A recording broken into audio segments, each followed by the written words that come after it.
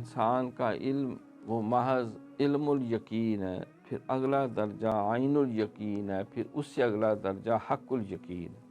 اعلیٰ حاصل قیاس یہ طریقت کی مختلف منازل کو طے کرنے کے لیے انسان جب نکلتا ہے تو اس کے جسم کے بھی بہت سارے معاملات رکاوٹ بن جاتے ہیں، اور اس کے باطن کی جو استعداد اور طاقت اور توانائی جو ضرورت ہے، اعلیٰ ظرفی ضرورت ہے، اس کے اندر جذبہ اور اخلاص ضرورت ہے، اس کے لیے عشق الہی اور عشق مصطفیٰ صلی اللہ علیہ وسلم ضروری ہے، جس کے اندر جو ہے وہ ذکر کی حلاوت